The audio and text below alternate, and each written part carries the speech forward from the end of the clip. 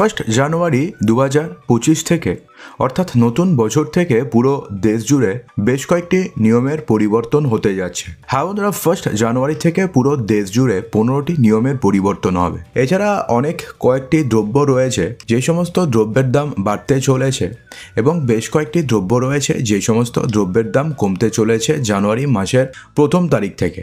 অর্থাৎ মোটের উপরে বলতে গেলে জানুয়ারি মাসের 1ম তারিখ থেকে আপনাদের জীবনযাত্রা এবং আপনাদের লাইফস্টাইলের সঙ্গে সম্পর্কিত বহুত নিয়মের পরিবর্তন হচ্ছে। তো কি কি নিয়মের পরিবর্তন হচ্ছে চলুন এক এক করে জেনে নিই এবং কোন কোন জিনিসের দাম বাড়বে বা কমবে সেটা নিয়েও আপনাদের জানিয়ে দেবো। তবে তার পূর্বে আপনাদের সবাইকে হ্যাপি নিউ ইয়ার। নতুন বছর আপনাদের খুবই ভালো কাটুক। তো প্রথম যে পরিবর্তনটি আসছে সেটা হচ্ছে পেনশন ভোগীদের জন্য।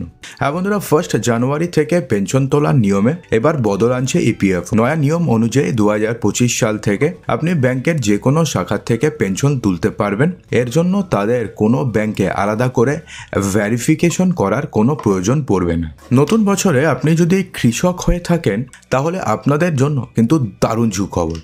হ্যাঁ বন্ধুরা, কোল্যাটারাল ফ্রি লোন অর্থাৎ কোনো ধরনের গ্যারান্টি ছাড়া যে লোন কৃষকদের দেওয়া হয়, মূলত যেগুলোকে কেসিসি বলা হয়, কিষাণ ক্রেডিট কার্ড, তো সেগুলোর আগে সীমা ছিল হচ্ছে 1,60,000 টাকা। এবার সেই সীমা বাড়িয়ে 2 লক্ষ টাকা করে দেওয়া হয়েছে। অর্থাৎ জানুয়ারি মাস থেকে আপনারা ব্যাংকের থেকে কোনো ক্রেডিট, কোনো গ্যারান্টি ছাড়াই অর্থাৎ উইদাউট কোল্যাটারাল 2 লক্ষ টাকা পর্যন্ত লোনের জন্য অ্যাপ্লাই করতে পারবেন। আপনারা যদি ট্রেনে যাতায়াত করে থাকেন সেক্ষেত্রেও কিন্তু আপনাদের জন্য দারুণ সুখবর ফার্স্ট জানুয়ারি 2025 থেকে। হ্যাঁ বন্ধুরা, স্পেশাল ট্রেনের নামে এবার ইন্ডিয়ান রেলওয়ে এক্সট্রা কোনো চার্জ উঠাতে পারবে না। ফার্স্ট জানুয়ারি থেকে সমস্ত প্যাসেঞ্জার এবং লোকাল ট্রেনে এই নতুন নিয়ম জারি হতে চলেছে। নর্মালি কি হয় যে যখনই কোনো উৎসব হয় তো তার আগে ইন্ডিয়ান রেলওয়েজ অনেক প্যাসেঞ্জার ট্রেন, অনেক লোকাল ট্রেন তারা চালায় যাতে যাত্রীদের সুবিধা হয়। কিন্তু তার পরিবর্তে তারা কি করে, সেই সমস্ত ট্রেনে যদি আপনারা টিকিট কাটেন, সে local train, passenger train, MEMU train যাই হোক না কেন, এক্সট্রা চার্জ নেওয়া হতো। কিন্তু এবার থেকে বলা হয়েছে যে এবার থেকে ইন্ডিয়ান রেলওয়েজ উৎসবের সময় যে কোনো ট্রেনই চালাক না কেন তারা এক্সট্রা করে কোনো চার্জেস নিবে না। অর্থাৎ নর্মাল যা রেট রয়েছে সেটাই নেবে, এক্সট্রা করে কোনো চার্জ নেওয়া হবে না। যদি আপনারা ফার্স্ট জানুয়ারির পর থেকে, মূলত ফার্স্ট এপ্রিলের পর থেকে আপনারা যদি কোনো গাড়ি কেনেন সেক্ষেত্রেও কিন্তু আপনাদের জন্য একটা সুখবর রয়েছে। তার কারণ এবার থেকে নর্মালি কি হয়, ফ্রন্ট সিটে যদি আপনারা ফ্রন্ট সিটে বসেন তো ফ্রন্ট সিটের জন্য সিট বেল্ট থাকে এবং সিট বেল্ট অ্যালার্ম সিস্টেম থাকে। অর্থাৎ যতক্ষণ পর্যন্ত না আপনি সিট বেল্ট বাঁধবেন অ্যালার্ম বাজতে থাকবে। কিন্তু পেছনের সিটের জন্য অর্থাৎ রেয়ার সিটের জন্য কিন্তু নর্মালি এই ব্যবস্থা নেই। কিন্তু ফার্স্ট এপ্রিলের পর থেকে যতগুলো গাড়ি নতুন করে লঞ্চ করা হবে প্রত্যেকটি গাড়িতেই এই সিস্টেমটি বা এই যে ফিচার্সটি থাকবে। রেয়ার সিটের জন্য সিট বেল্ট অ্যালার্ম সিস্টেম চালু হবে। অর্থাৎ আপনাকেও, যদি আপনি রেয়ার সিটে বসেন, আপনাকেও সিট বেল্ট বাঁধতে হবে। যতক্ষণ না বাঁধবেন ততক্ষণ পর্যন্ত অ্যালার্ম সিস্টেম বিপ বিপ করতেই থাকবে। নতুন বছরে আপনি যদি থাইল্যান্ডে ঘুরতে যেতে চান সেক্ষেত্রে কিন্তু আপনাদের জন্য একটা দুর্দান্ত সুখবর রয়েছে। তার কারণ থাইল্যান্ড তাদের দেশে যদি আপনি যান ইন্ডিয়ার থেকে সেক্ষেত্রে ভিসা ফ্রি করে দিয়েছে এবং তার জন্য আপনাকে ই ভিসার জন্য নর্মালি অ্যাপ্লাই করতে হবে। নর্মালি কী হয়, আপনি যদি কোনো কান্ট্রিতে যান তো সেক্ষেত্রে কান্ট্রিতে ভিজিট করার জন্য ভিসা নিতে হয়, ভিসার জন্য এক্সট্রা খরচা হয়। কিন্তু থাইল্যান্ডের ক্ষেত্রে এমনটা হবে না। থাইল্যান্ড জানুয়ারি মাস থেকে আপনি যদি থাইল্যান্ডে ঘুরতে চান তাহলে আপনাকে কোনো ভিসা নিতে হবে না, শুধুমাত্র ই ভিসার জন্য অ্যাপ্লাই করবেন এবং একবার যদি ই ভিসা থাকে তাহলে আপনি ওখানে 60 ডেজ অর্থাৎ 60 দিন পর্যন্ত সেখানে থাকতে পারবেন। থাইল্যান্ড কিন্তু 10 নভেম্বর 2023 থেকে ভারতীয়দের জন্য ফ্রি ভিসা ব্যবস্থা চালু করেছে। অর্থাৎ থাইল্যান্ডে ঘুরতে গেলে কোনো ভিসা লাগে না, ঠিক আছে, ভিসার জন্য কোনো এক্সট্রা খরচা করতে হয় না। তো এটাকে বাড়ানো হয়েছিল 10 নভেম্বর পর্যন্ত। তো এবার আরও ঘোষণা করা হয়েছে যে ফার্স্ট জানুয়ারির পর থেকে এটা আনলিমিটেড, অর্থাৎ আনলিমিটেড সময় পর্যন্ত আপনি ভিসা ফ্রি থাকছে থাইল্যান্ড। অর্থাৎ থাইল্যান্ডে ঘুরতে গেলে আপনাকে কোনো ভিসা আপাতত নিতে হচ্ছে না। আপনি যদি প্লেনে যাতায়াত করে থাকেন বা এয়ারপোর্টে যদি যান তাহলে দেখবেন যে সেখানের খাবার কিন্তু প্রচণ্ড দামি হয়। সেক্ষেত্রে নর্মাল যদি আপনি এক কাপ চা খান তো তাহলে আপনাকে প্রায় 100 থেকে 120 টাকা আপনাকে দিতে হবে। কিন্তু এবার থেকে ইন্ডিয়ান গভর্নমেন্ট নতুন একটা স্কিম চালাচ্ছে, যেটা হচ্ছে উড়ান ইয়াত্রী কাফে বা উড়ান ইয়াত্রী কাফে চালাচ্ছে, যেক্ষেত্রে আপনি প্রায় 20 টাকা থেকে 30 টাকার মধ্যে আপনি চা কফি পেয়ে যাবেন। তবে শুধুমাত্র চা বা কফি নয়, খাবার দাবারও আপনি পেয়ে যাবেন প্রায় 70% ডিসকাউন্টে, 70 to 80% ডিসকাউন্টে আপনি সেখান থেকে খাবার দাবার পেয়ে যাবেন। তবু সেই খাবার দাবারের মান কী হবে সেটা নিয়ে একটা সন্দেহ তো রয়েছে, কিন্তু আপনি 60 থেকে 70% ডিসকাউন্টে অন্যান্য স্টোর থেকে, সেই স্টোর থেকে আপনারা ডিসকাউন্টে খাবার পেয়ে যাবেন। যদি আপনারা লক্ষ্মীর ভাণ্ডারের টাকা পেয়ে থাকেন তাহলে 1 জানুয়ারির পর থেকে আপনারা কিন্তু নাও পেতে পারেন। হ্যাঁ বন্ধুরা, এবার থেকে আপনি যদি লক্ষ্মীর ভাণ্ডারের টাকা পেতে চান তাহলে আপনাকে নতুন নিয়ম যে করা হয়েছে সেই নতুন নিয়ম আপনাকে মানতে হবে, অন্যথায় আপনারা লক্ষ্মীর ভাণ্ডারের কোনো টাকা পাবেন না। নর্মালি কি রয়েছে, লক্ষ্মীর ভাণ্ডারের টাকা যদি আপনি পেতে চান তাহলে ব্যাংকের অ্যাকাউন্ট দিতে হয়। তাহলে এতদিন পর্যন্ত কি হতো, আপনি জয়েন্ট অ্যাকাউন্টে দিন, আপনি সিঙ্গেল অ্যাকাউন্টে দিন, জাস্ট আপনার নাম থাকলে সেই অ্যাকাউন্টে লক্ষ্মীর ভাণ্ডারের টাকা নর্মালি ঢুকে যেত। কিন্তু এবার থেকে কিন্তু আর সেমনটা হবে না। হ্যাঁ বন্ধুরা, নতুন বছর থেকে লক্ষ্মীর ভাণ্ডার পেতে নয়া নির্দেশিকা আপনাকে মানতে হবে। কি বলা হয়েছে, যে অ্যাকাউন্টে লক্ষ্মীর ভাণ্ডারের টাকা আসে সেই অ্যাকাউন্ট অবশ্যই সিঙ্গেল অ্যাকাউন্ট হতে হবে, না হলে আপনাদের লক্ষ্মীর ভাণ্ডারই বাতিল হয়ে যাবে। নর্মালি বাড়ির মহিলারা নর্মাল একটা অ্যাকাউন্ট থাকে, সেটা জয়েন্ট অ্যাকাউন্ট থাকে, যে আপনি ফার্স্ট অ্যাকাউন্ট হোল্ডার আপনার নামে, কিন্তু জয়েন্ট অ্যাকাউন্টে আপনার ছেলে রয়েছে, আপনার হাজব্যান্ড রয়েছে, তো এই ধরনের কিন্তু আর চলবে না। আপনাকে সিঙ্গেল অ্যাকাউন্ট বানাতে হবে এবং সেই সিঙ্গেল অ্যাকাউন্টে আপনার লক্ষ্মীর ভাণ্ডারের টাকা ঢুকবে। যদি জয়েন্ট অ্যাকাউন্ট থাকে তাহলে আগে ঢুকতো, 1 জানুয়ারির পর থেকে আর ঢুকবে না। যদি আপনি ইউপিআই পেমেন্ট করে থাকেন সেক্ষেত্রে ইউপিআই সংক্রান্ত নিয়মের পরিবর্তন হচ্ছে 1 জানুয়ারি থেকে।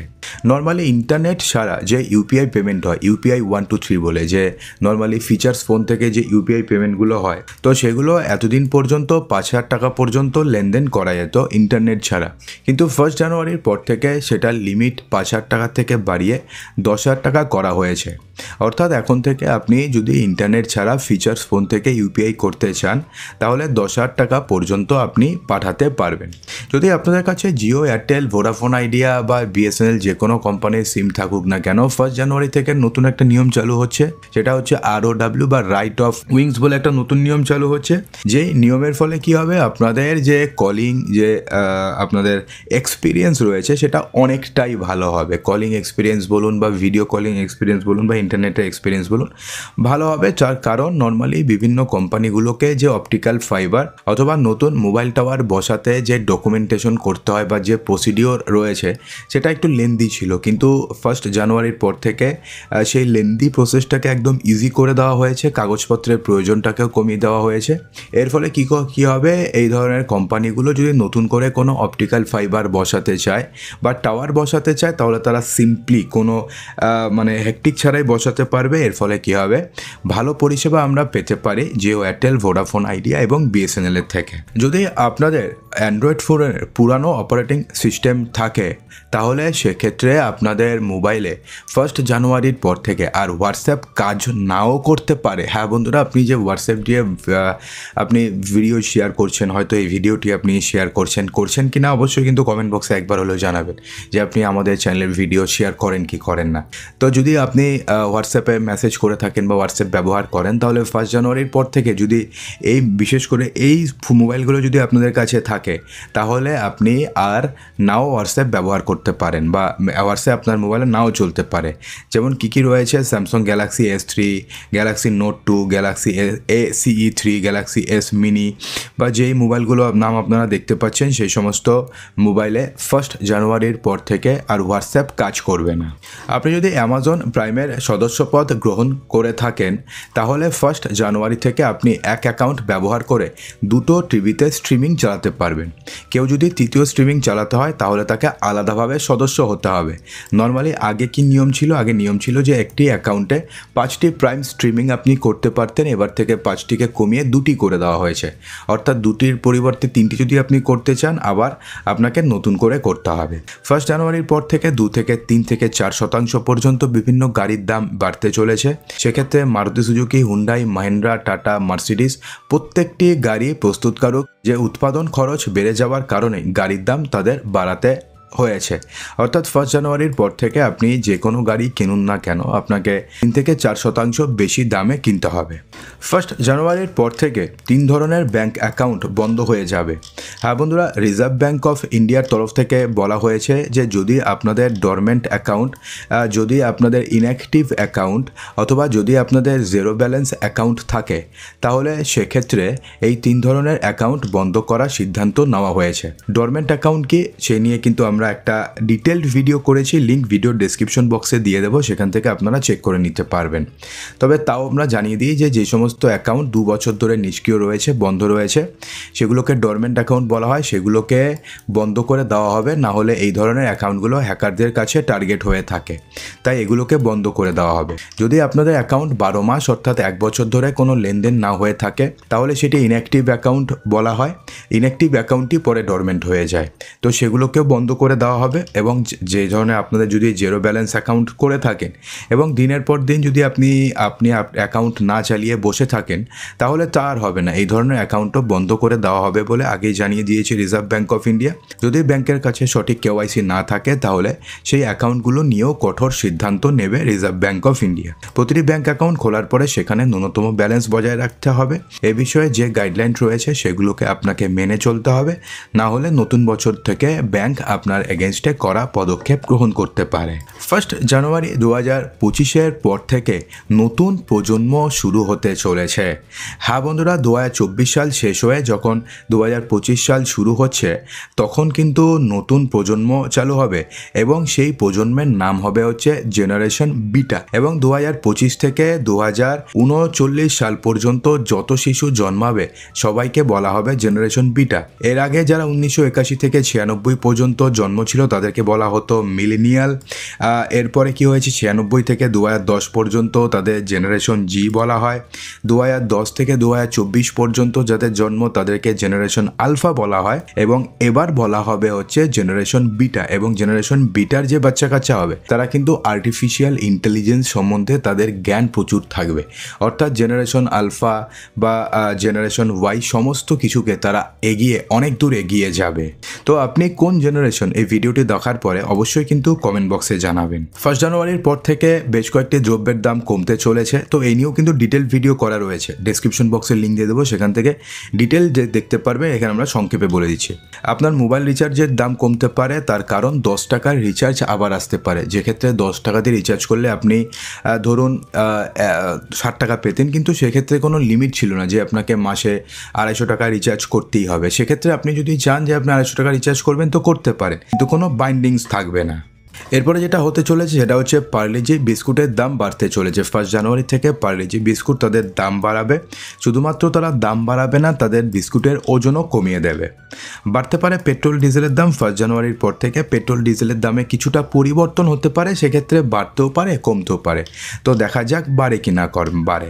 7 থেকে 8% বাড়তে পারে সাবানের দাম। যে এফএমজিসি প্রোডাক্টগুলো রয়েছে যেহেতু সেগুলোর কাঁচামালের খরচ বৃদ্ধি হয়েছে সেই সময় এগুলোর দাম 7 থেকে 8% পর্যন্ত বাড়তে পারে। ভিক্ষা যদি আপনি দেন, বিশেষ করে সুরাটে, ইন্দোরে এই নিয়ম লাগু হচ্ছে, যদি আপনি ভিক্ষা দেন তাহলে সেক্ষেত্রে আপনাদের এগেনস্টে আইনি ব্যবস্থা নেওয়া হবে। হ্যাঁ বন্ধুরা, এই নিয়ে কিন্তু ইতিমধ্যেই সুরাটের যে ডিএম রয়েছে তিনি স্ট্রিক্ট ইনস্ট্রাকশন দিয়েছেন যে ভিক্ষা নিলেই নেওয়া হবে কঠোর ব্যবস্থা। মদের দাম বাড়তে পারে, নববর্ষের শুরুতেই বাড়তে চলেছে মদের দাম রাজ্য জুড়ে। এর উপরে কর বৃদ্ধির সম্ভাবনা রয়েছে, যদিও এই নিয়ে রাজ্যের উপরে ডিপেন্ড করছে যে কোন রাজ্যে কতটুকুন তারা কর বাড়াবে। এলপিজি এবং সিএনজি গ্যাসের দামও পরিবর্তন হবে, কী দাম হবে সেটা কিন্তু আমরা অবশ্যই যখনই অ্যানাউন্স হবে আমরা কিন্তু আপনাদেরকে জানিয়ে দেবো। এছাড়া বেশ কয়েকটি জিনিস রয়েছে যেগুলোর দাম বাড়বে বা যেগুলোর দাম কমবে, এই নিয়ে ডিটেলড ভিডিওর লিঙ্ক ভিডিও ডেসক্রিপশন বক্সে আমরা দিয়ে দেবো, সেখান থেকে কিন্তু একবার আপনি চেক করে নিতে পারেন।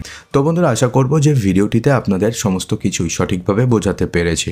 যদি ভিডিওটি ভালো লাগে তো ভিডিওটিকে লাইক করবেন, বন্ধুদের মাঝে প্রচুর শেয়ার করবেন এবং চ্যানেলটিকে সাবস্ক্রাইব অবশ্যই করবেন।